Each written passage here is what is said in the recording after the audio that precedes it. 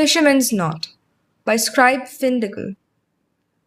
This is a Gravity Falls fanfiction for teen and up audiences of the Gen category. Summary: happy endings are messy, and the Arctic winter is more difficult than either Stan or Ford want to admit. Chapter 1: On the Briny Ocean Tossed. The cabin of the Stan of War II was dark when Ford awoke from a fretful slumber. Blankets twisted around his legs, and the pattern of his sweater impressed into his cheek.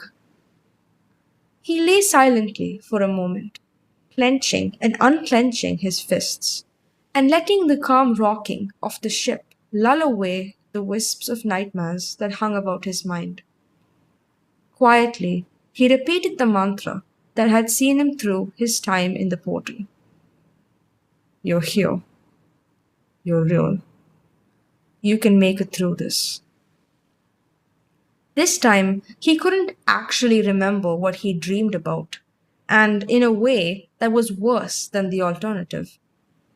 Dreams that he remembered could be analyzed, explained away.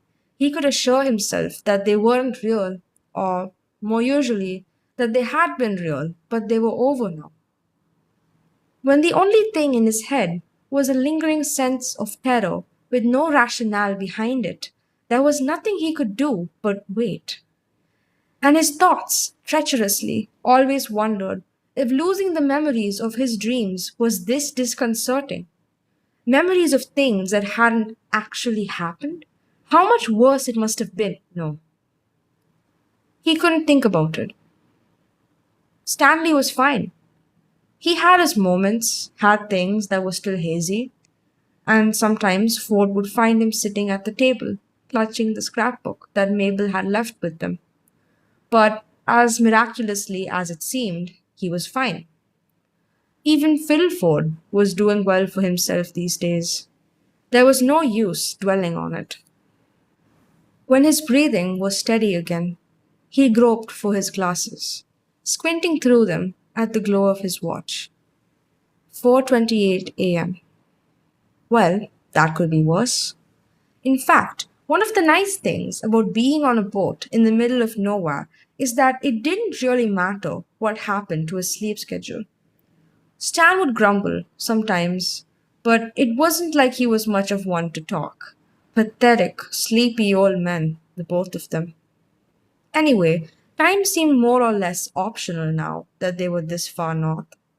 It had been 3 weeks since they'd seen real sun, and the blue-tinged twilight that hung around at midday reminded him of dimensions that he'd rather forget. No, not forget. Dimensions he'd rather not dwell on. Ford swung his stockinged feet out of bed and onto the floor and padded towards the kitchenette. His eyes strayed towards a particular cupboard, and for a moment he was tempted to open it, see if its contents could lull him back to sleep, or at least make him callous that he was awake. But no, he couldn't make it a habit, and besides, Stan always noticed the empty bottles and gave him a look that made Ford squirm. He'd put the kettle on, make some hot chocolate, and then see if there was any chance he was going back to sleep. If not, there was always research to do. They had been approaching what his readings told him were the source of the anomalies, and the ocean was packed with strange creatures and mysterious artifacts.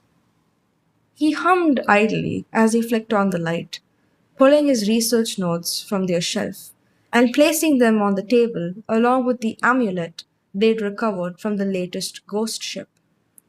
They'd been so busy over the past week that he'd barely had a chance to start deciphering the inscriptions. He really did need to get to them soon.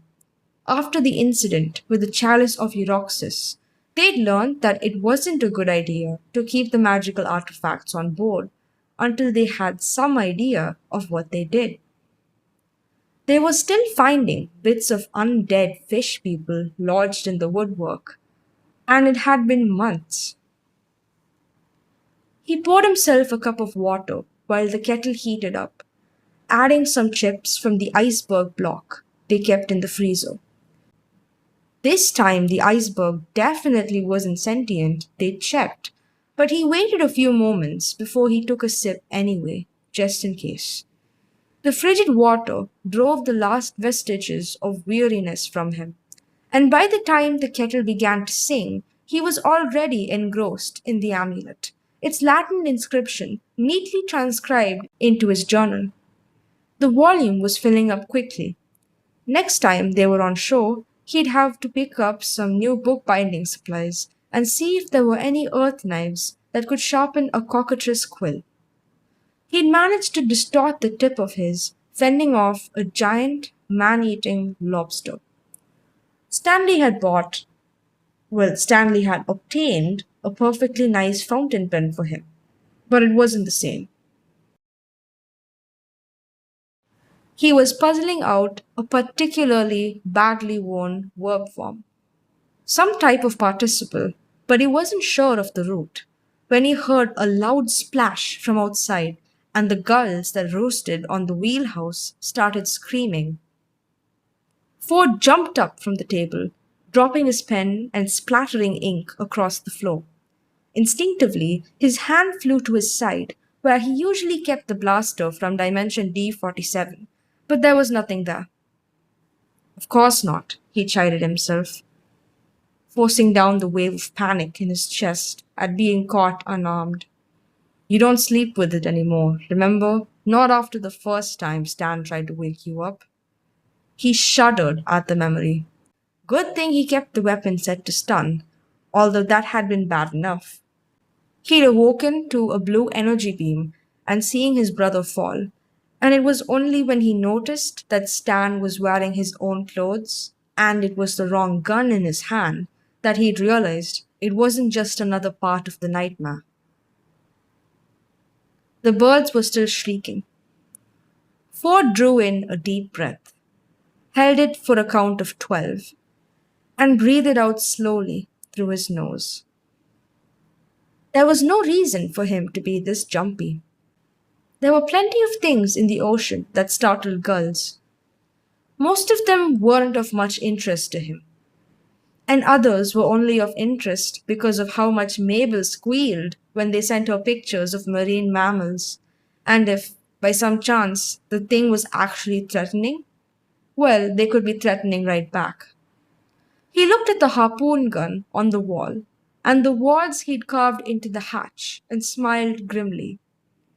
The Stano War too might be old and rickety, but she was a fighter, just like them. And Ford hadn't been able to resist making a few modifications before they sailed off. Technically, his captain's license was for Class Omega starships, so it could be argued that several of his additions were just conforming to regulations, although he doubted anyone on this planet would buy that excuse. He retrieved his pen from the floor and sat back down, squinting at the inscription. It had probably been a challenge to read, even before it had spent centuries immersed in seawater. The letters were shallow, angular scratches, and it didn't help that parts of them had been worn away by ghostly rituals. He stared at the mysterious participle again. Wait, what if the letter he'd been assuming was a two compartment A was actually an alternate form of S? That would mean, ha! He shouted. Consumptis, of course. As his words echoed back at him, he glanced guiltily at the wall that hid Stanley's bunk. It wouldn't be the first time he'd woken his brother with his enthusiastic response to a particularly thorny research problem, but he was trying. He'd gotten too used to working alone over the years, being able to talk over problems to himself whenever he needed to. To his relief, there was no sign that Stan had heard him. Trying to keep his voice down, and also being careful not to read the Latin out loud in case it summoned something best left buried, Ford poked at the words with his pen and muttered, So, with the cities having been destroyed, we called on, invited, invoked. We invoked the most atrocious. Well, that's fun. A few moments later, he was interrupted by a loud ringing from the control panel. Pushing his chair back across the floor, he swung around to examine the screens. His watch, which was synced with the rest of the ship's tech, let out a matching chime, and he silenced it hurriedly. Something was caught in their net. Not anything that would put the boat in danger. More than once they'd snagged a monster so big they'd had to cut the lines to keep from capsizing. And not anything that had tripped the magic sensors. Although plenty of the anomalies they'd discovered weren't actively magical in a way that would show up on their scans. The Stano War II had begun her life as a commercial fishing trawler, and when the brothers bought her, they'd held on to most of the gear. Not that most of it would be recognizable now that Ford had had his hands on it for a few months, but the mid-water trawling net was mostly untouched, apart from the extra sensors and a device that Mabel's merman pal had helped them rig up. It broadcasted warnings in whale song so that no whales or sentient cryptids would approach the net and get caught in it. Ford was sure that it did scare away some things that they would be interested in, but they'd also found a number of creatures that approached the boat to ask them how a couple of humans had managed to make something like that. They didn't usually leave the net down overnight, but the anomaly sensors had been so high the previous day that Ford had decided to see if they picked anything up. After one last glance at the screens, Ford muted the alarm and pulled his coat off the peg on the wall. He could already feel the excitement welling up inside of him, the call of unknown knowledge just out of reach.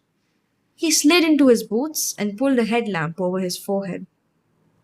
He could bring the net in himself, but it was easier with two people.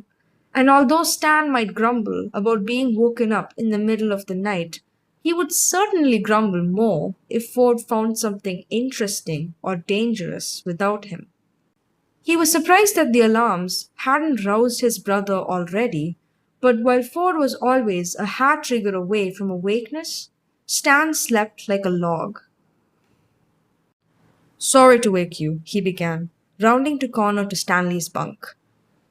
But the bed was empty. Blankets knotted in one corner, and the pillow half shoved under the headboard. Ford stared for a moment in shock. The boat's hold was small. He hadn't heard any movement since he woke up.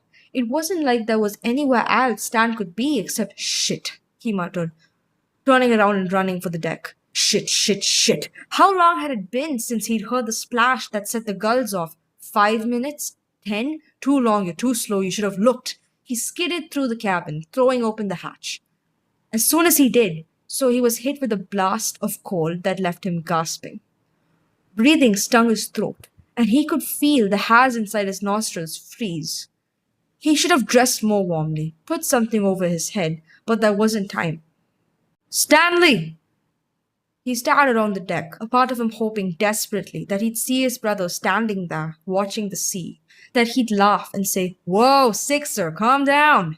What is it this time? Another lost fish civilization? That he'd chide Ford for not wearing a hat, even though he almost certainly wouldn't be dressed warmly enough himself. He scanned the boat with the beam of his headlamp. Nothing. The sensors could be set off by something hitting one of the warp lines. It didn't need to be far down enough to impact the net itself. It wasn't likely, but it was possible, and possible was all he needed. The alternative was something he wouldn't think about until he had to. Stanley! He yelled into the wind, leaning over the rail and desperately searching the water. There was no reply except the cries of the wheeling gulls.